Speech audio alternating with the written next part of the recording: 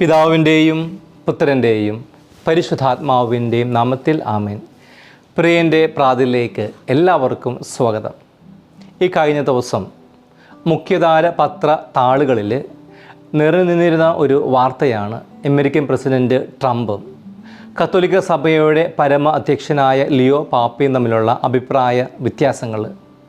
ലോക സമാധാനത്തിന് വേണ്ടിയുള്ള പാപ്പയുടെ പരിശ്രമങ്ങളെ ട്രംപ് നഖശിതം എതിർക്കുകയായിരുന്നു. എതിർക്കുക മാത്രമല്ല, വളരെ രൂക്ഷമായിട്ട് വിമർശിക്കുകയും ചെയ്തു. ട്രംപ് തൻ്റെ സോഷ്യൽ മീഡിയ പോസ്റ്റിൽ ഇങ്ങനെ കുറിച്ചു: pope Leo is weak in crime and terrible for foreign policy. Pope Leo കുറ്റകൃത്യങ്ങളിൽ ദുർബലനാണ്, വിദേശ നയത്തിൽ അദ്ദേഹം ഭയങ്കരനാണ്.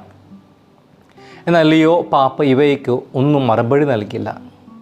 വിമർശനങ്ങളെ വളരെ പക്വതയോടുകൂടി നേരിട്ടു. ആഫ്രിക്കയിലേക്കുള്ള അജപാലന യാത്ര മധ്യേ പത്രക്കാരുടെ ചോദ്യങ്ങൾക്ക് മറുപടി നൽകുന്ന വേളയിൽ ഒരു പത്ര റിപ്പോർട്ടറുടെ ചോദ്യം ഇങ്ങനെയായിരുന്നു: are you afraid of the Trump administration? അതിന് പാപ്പ നൽകിയ മറുപടി ഇപ്രകാരമായിരുന്നു: I am not afraid of the Trump administration. No, I am afraid of preaching the gospel of Christ. Trump ഭരണകൂടത്തെ ഞാൻ ഭയപ്പെടുന്നില്ല. ക്രിസ്തുവിൻ്റെ സുവിശേഷം പ്രസംഗിക്കുവാനും ഞാൻ ഭയപ്പെടുന്നില്ല. വലിയ ഇടയൻ്റെ, ഒരു നല്ല ഇടയൻ്റെ വാക്കുകളായിരുന്നു ഇവ.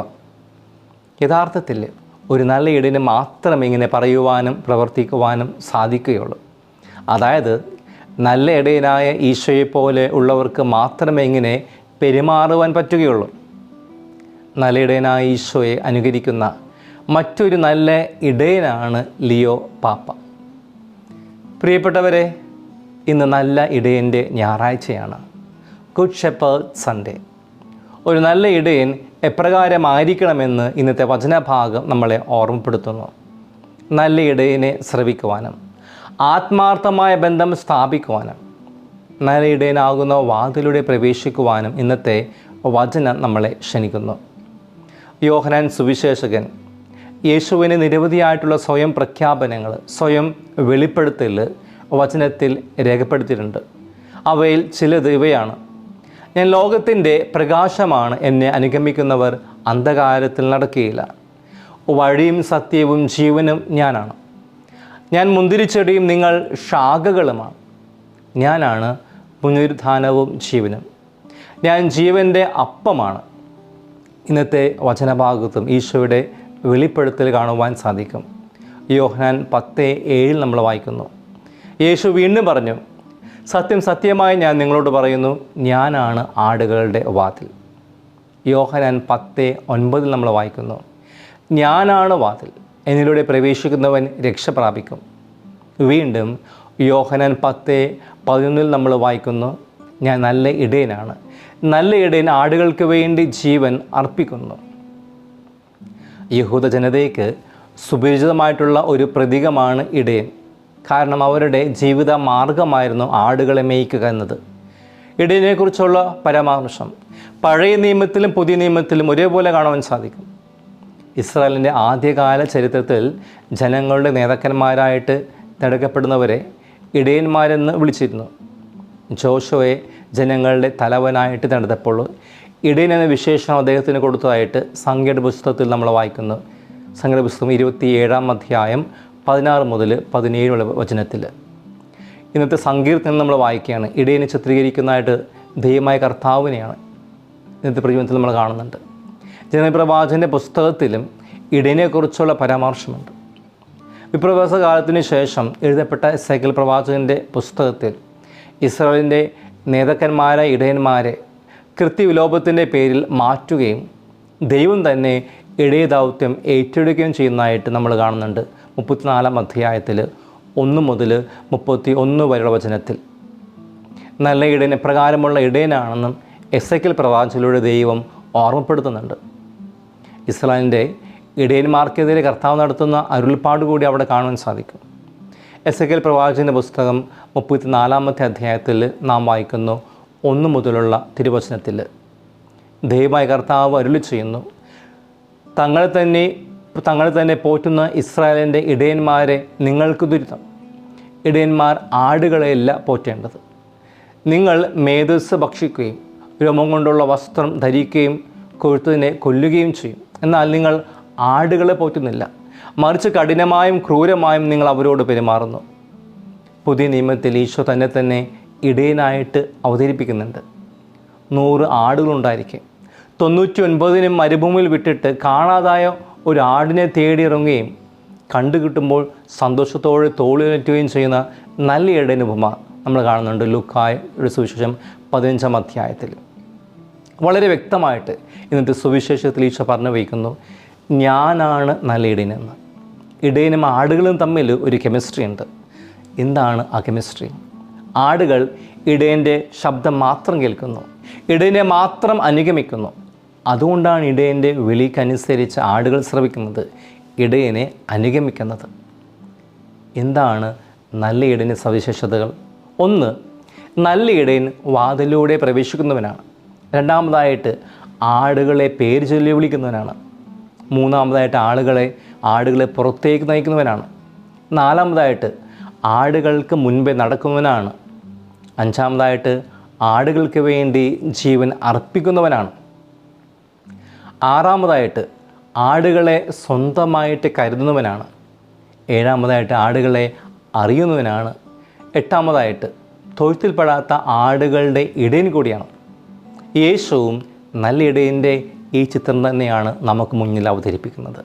അവിടുന്ന് നല്ല ഇടയനാണെന്നും വാതിലാണെന്നും വെളിപ്പെടുത്തുന്നു. യേശുവിന് നല്ല അജഗണമായിട്ട് മാറുവാൻ ഇന്ന് ദിവസം വചനം നമ്മളെ ക്ഷണിക്കുകയാണ്. നമ്മൾ എന്താണ് ചെയ്യേണ്ടത്? യേശുവിനെ സ്വരം ശ്രവിക്കണം, അവിടുത്തെ അനുഗമിക്കണം, അവിടുത്തെ അറിയണം, നല്ല ഇടയന്മാരാവുക, നല്ല വാതിലായിട്ട് മാറുക. യേശു ഒരേ സമയം വാതിലും നല്ല ഇടയനുമാണ്. വാതിൽ ആടുകൾക്ക് സംരക്ഷണം നൽകുന്നു, ആടുകൾക്ക് അകത്ത് പ്രവേശിക്കുവാനും പുറത്ത് കടക്കുവാനും സൗകര്യമൊരുക്കുന്നു, ഒപ്പം പോഷണവും നൽകുന്നു. യേശു ആകുന്ന വാതിലൂടെ മാത്രം പ്രവേശിക്കുവാൻ നമുക്ക് സാധിക്കണം.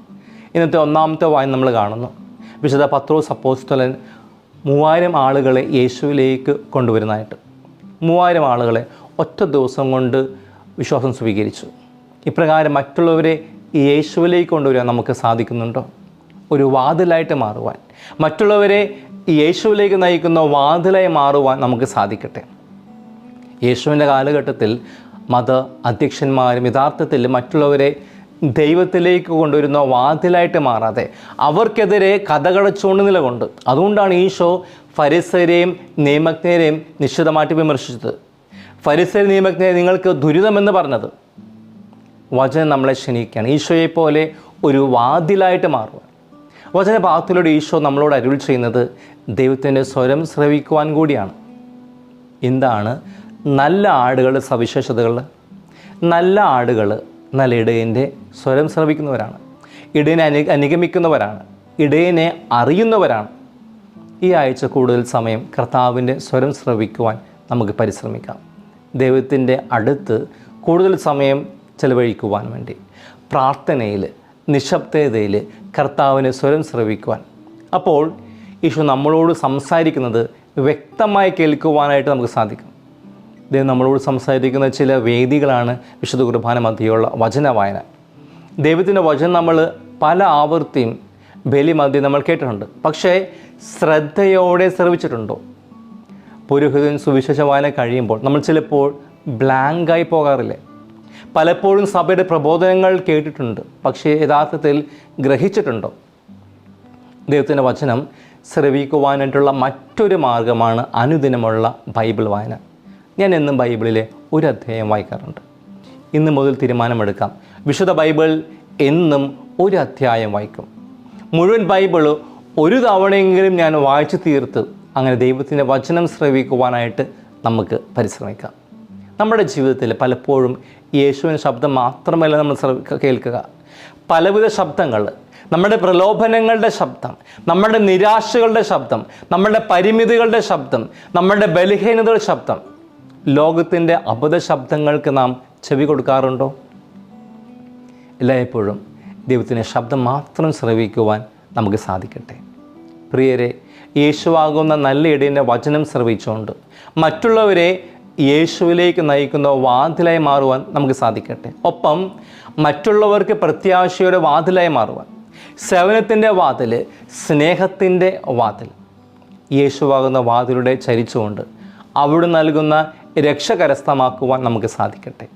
ഈശോയെപ്പോലെ മറ്റുള്ളവരുടെ ജീവിതത്തിൽ നല്ല ഇടയരായി മാറുവാൻ നമുക്ക് പരിശ്രമിക്കാം. ദൈവം നമ്മളെ എല്ലാവരെയും അതിനായിട്ട് സഹായിക്കട്ടെ. പിതാവും പുത്രനും പരിശുദ്ധാത്മാവും നിങ്ങളെ അനുഗ്രഹിക്കുമാറാകട്ടെ. ഈശോ മിശിഹായ്ക്ക് സ്തുതിയായിരിക്കട്ടെ.